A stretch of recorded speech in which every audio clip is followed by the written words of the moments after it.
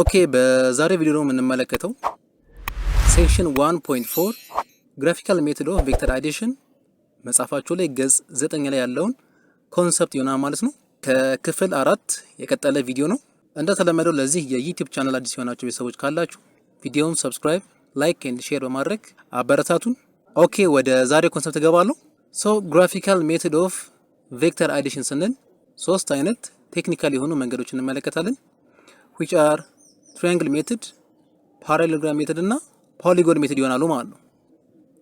so triangle method ስንል triangle method ሌላ መጠሪያው hair to tail method ተብሎ ይጠራል።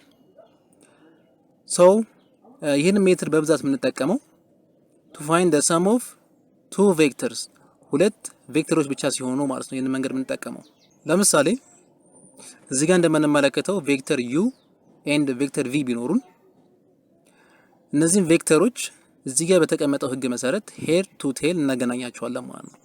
this one the head part ይሄኛው ቴል ነው። ስለዚህ ይሄን ቴል ከዚህኛው ሄድ ጋር እናገናኛለን ሄድ ቱ ቴል ፎርሜሽን ፎርም እንዲያደርግ ማለት ነው። then ይሄኛውን አመትን እዚህ ጋር ስናገናኝ ምን አይነት ፎርም እናገኛለን? እዚህ ጋር የምንመለከተው ፎርም እናገኛለን ማለት ነው። ቬክተር u this part እንደዚህ ከዚህኛው ደግሞ ቴል ጋር ማለት ነው ሄድ ቱ ቴል ፎርሜሽን እዚህ ጋር ሃፕን ያደርጋል ማለት ነው። በመቀጠል የዚህን ቬክተር ሰም ስንፈልግ ወይ ደግሞ the resultant ቬክተር ስንፈልግ from the initial ወይ ደግሞ from the start till the end ላይን እዚህ ጋር እንሰራለን ማለት ነው።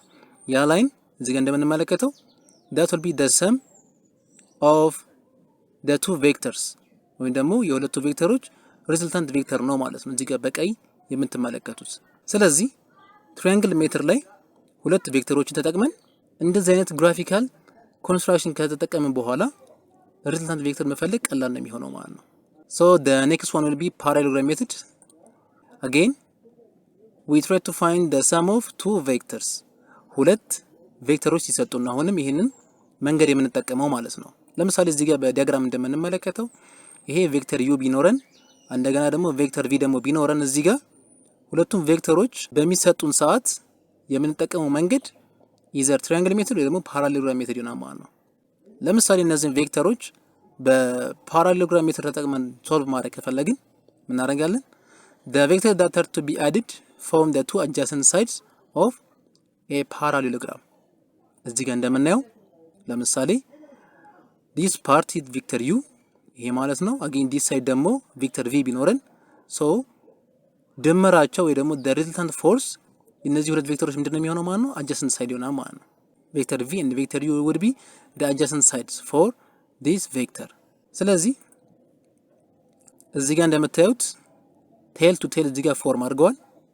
so sum of the two vectors is given by the diagonal of the parallelogram እዚህ ጋር እንደምናየው the diagonal part will be the resultant force ወይ ደግሞ እዚህ ጋር እንደምትመለከቱት ሁለት ትራያንግሎች ነው ያሉን።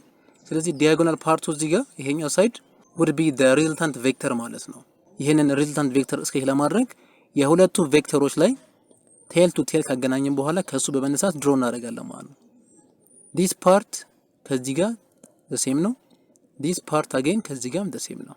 so እንዲህ አይነት ፓራሌሎግራም እናገኛለን ማለት ነው። then ከዚህ ውስጥ ደግሞ u plus v ወይ ደግሞ the sum of the two vectors ካልኩሌት ማድረግ እንችላለን ማለት ነው።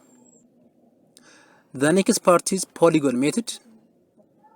ፖሊጎን ሜትር እዚህ ጋር እንደምትመለከቱት ብዙ ወይ ደግሞ ከሁለት በላይ የሆኑ ቬክተሮች በሚሰጡን ሰዓት የምንሰራበት መንገድ ነው ማለት ነው። ከቀደሞቹ ከሁለቱ የሚለየው ይሄ ነው አንዱ። so it is used for more than two vectors are to be added. place them all hair to tail to form a polygon. እዚህ ጋር የነበሩትን ቬክተሮች a b c and d እርስ በርሳቸው tail to head again head እና tail እዚህ ጋር ፎርም ያደርጋል። again hair to tail again hair to tail ፎርም እናደርጋለን ማለት ነው እያንዳንዱን። ከዚያን the resultant vector r is a vector drawn from the tail of the first vector እዚህ ጋር እንደምታዩት ከመጀመሪያው ቬክተር tail ተነስተን to the head of the last vector vector b will be the last one so from the start to the end draw እናደርጋለን ማለት ነው። finally the resultant vector ከዚህ ላይ ሶልቭ ማድረግ ቀላል ነው የሚሆነው ማለት ነው። so ስንደምር the resultant vector will be the sum of the all vectors that we have d plus a plus c plus b እያንዳንዱ ቬክተር ሰም እንደምራለን ማለት ነው። ስለዚህ እዚህ ጋር እነዚህን እያቀያየርን ብንደምር ችግር የለውም፣ ምክንያቱም addition of vectors is associative and commutative ብቀያየርም ችግር የለውም ማለት ነው። we obtain the same resultant vector regardless its position ዲን እዚህ ጋር ብንደምረው ኤን እዚህ ጋር መጀመሪያ ብናመጣው ለውጥ አይመጣም። ምክንያቱም ለምንድን ነው? አዲሽን እነዚህን ፕሮፐርቲዎች ስላሉት ማለት ነው። አይ ሆፕ የሶስቱን ሜቶዶች ኮንሰፕት እንደተረዳችሁ ተስፋ አደርጋለሁ። ስለዚህ መጽሐፋችሁ ላይ ያለውን ሪቪዥን ኩዌሽን ስንመለከት እዚህ ጋር ኩዌሽን ነምበር 1 ጀመረን እንስራ። ሶ ኩዌሽን ነምበር 1 ምንድነው የሚለን? ኮንሲደር 6 vectors that are added tail to head ending up where they start from. What is the magnitude of the resultant force? So እዚህ ጋር እንደምንመለከተው የተሰጡን ክራይቴሪያዎችን እናስቀምጥ። So the given criteria would be አንደኛ 6 ቬክተሮች ተሰጥተውናል። በጣም ጥሩ። ሌላው ደግሞ እዚህ ጋር ጆይን የተደረጉት ደግሞ tail to head ነው። After that ending up where they started from. Okay. ሌላው እዚህ ጋር ምንድን ነው ጀምሮ ያለቁበት ድረስ ነው እነዚህ ሄድ ቱ ቴል ፎርሜሽን ያለው ማለት ነው። so ending up where they started from. then question ምንድን ጠይቀን what is the magnitude of the resultant force? the resultant force magnitude ስንት ነው? በጣም ጥሩ። ስለዚህ ይሄን ስንሰራ ሶሉሽን መጀመሪያ የምናደርጋለን ማወቅ የሚጠበቅብን ኮንሰፕቶች አንደኛ we use polygon method። ለምንድነው polygon method እዚህ ጋር የምንመርጠው? ምክንያቱም we have more than 2 vectors more than 2 ቬክተር ከሆነ የምንጠቀመው መንገድ ከሶስቱ መንገዶች ውስጥ polygon method እንደሆነ አይተናል። ስለዚህ polygon method እዚህ ጋር እንመርጣለን። ሌላው እዚህ ጋር ማወቅ ያለብን ነገር ምንድነው? if you end up where you started then all the forces cancel out and there is no resultant force or it is in equilibrium. አንድ ቦዲ ቬክተሩ ጀምሮ ከጨረሰበት ቦታ የሚመለስ ከሆነ አት ኢኩሊብሪየም ነው ያለው ማለት ምንም አይነት ጋፕ ከሌለው ያ ማለት ምንም አይነት ሪዘልታንት ፎርስ የለንም ማለት ነው። ሶ ይሄን ለመስራት በስኬል ድሮ ማድረግ ትችላላችሁ ቬክተሮቹ እንዳይበላልጡባችሁ። ሶ እሱን ካረጋችሁ በኋላ ሄድ ቱ ቴል ፎርሜሽን እዚህ ጋር ፎርም እናደርጋለን። ያ ማለት እንደ ኢንፎርሜሽን ይመጣልናል ማለት መጨረሻ ላይ ሶ 1 2 3 4 5 and 6 ስድስቱን ቬክተሮች ማለት ነው።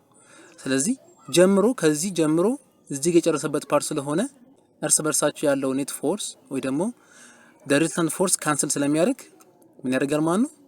the magnitude will be 0። ስለዚህ መልሳችን the resultant force r will be 0 እርስ በርሱ ካንሰል ስለሚደረግ መጨረሻ ላይ 0 እናገኛለን ማለት ነው። ኦኬ ኩዌሽን ነምበር 2 ስንመለከት